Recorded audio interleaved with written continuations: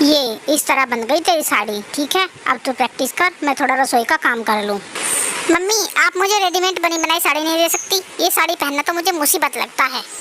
अच्छा, फिर तेरी सास के ताने सुनो कि बेटी को साड़ी बांधना नहीं सिखाया है। चुपचाप साड़ी बांधना सीख ले, तब तक मैं सारा काम निपटा लूँ।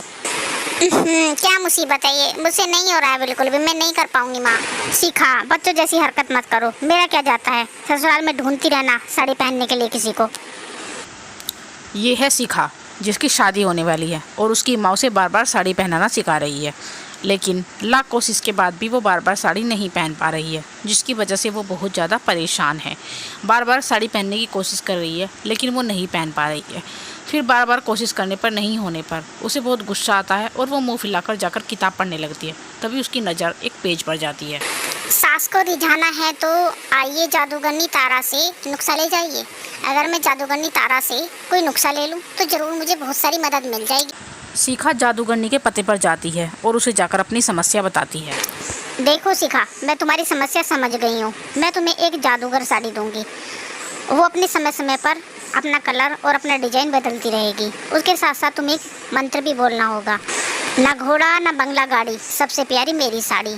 लेकिन याद रहे, अगर कि कोई भी इस साड़ी के बारे में राज जान जाएगा तो ये साड़ी अपने आप ही गायब हो जाएगी। नहीं नहीं जादूगरनी जी, मैं इस बात का विशेष ख्याल रखूंगी। आपका बहुत बहुत धन्यवाद, आपने मेरी बहुत बड़ी समस्या दूर कर दी। शिखा खुशी खुशी अपने घर चली जाती है और कुछ ही समय बाद शिखा की धूमधाम से शादी हो जाती है। शिखा अपनी अटैची में चोरी से उस साड़ी को छिपा कर रख देती है और अपने ससुराल में आ जाती है। शिखा की नंद, जो कि उसी शहर में रहती थी, वो अपनी रस्म पूरी करने के लिए अपनी भाभी से अटैची से साड़ी निकालने को कहती है, लेकिन शिखा घबरा जाती है कि कभी उसकी नंद की नज़र उस जादुई साड़ी पर ही ना पड़ जाए। लाओ भाभी, दिखाओ अपनी अटैची, मैं इसमें से सबसे सुंदर साड़ी अपने लिए निकाल लूंगी। हाँ रुको दीदी, माँ ने पहले ही मुझे इस रस्म के बारे में बता दिया था, इसीलिए मैं पहले ही तुम्हारे लिए बहुत सुंदर साड़ी अलग ही रख कर लाई हूँ। ये देखो, ये साड़ी कितनी सुंदर है, तुम पर बहुत ही अच्छी लगेगी ये साड़ी। बड़ी तेज है भाभी, तो अपनी अटैची को हाथ नहीं लगाने दिया, पर मैं भी कहाँ मानूंगी। हाँ। सोनम वहाँ से मुंह बनाकर चली जाती है और शिखा की जान में जान आ जाती है। तभी उसकी सास वहाँ पर आ जाती है। शिखा बहू, मुँह दिखाई की रस्म का टाइम हो गया है, तो तुम जल्दी से एक सुंदर सी साड़ी पहनकर बाहर आ जाना। और हाँ, साड़ी को बहुत ही सुंदर और सलीके से पहन कर आना। हमारे यहाँ पर साड़ी को पहनना एक कला माना गया है। अगर तुम कहो तो मैं सोनम को तुम्हारी मदद के लिए भेज देती हूँ। अरे नहीं नहीं माँ जी, मेहमान आ रहे हैं तो सोनम जी थोड़ा बिजी है, आप चिंता मत करें, मुझे साड़ी पहननी आती है, मैं थोड़ी ही देर में साड़ी पहनकर बाहर आ जाती हूँ।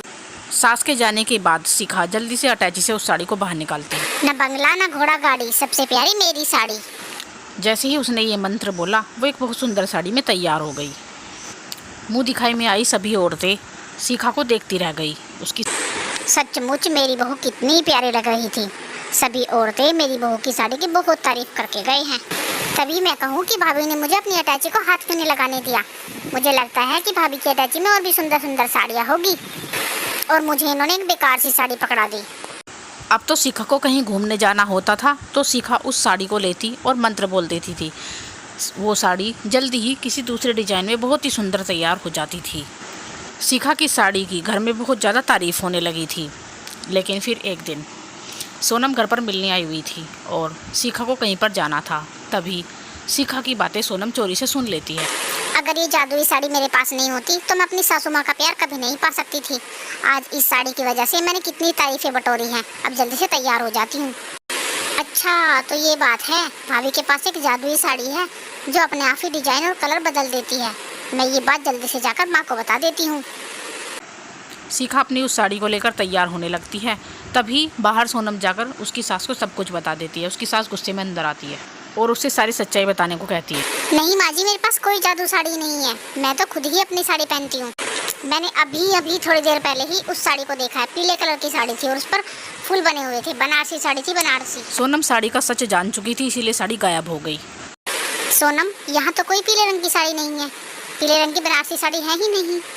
बहू, तुम मुझे माफ़ करो और जल्दी से तैयार होकर आ जाओ, हमें फंक्शन के लिए लेट हो रहा है। और सोनम, तुम देखा करो पहले, तब बोला करो। तेरी भाभी के पास कोई पीले रंग की साड़ी नहीं है। लेकिन अभी तो मैंने वो साड़ी देखी थी, फिर कहाँ गायब हो गई?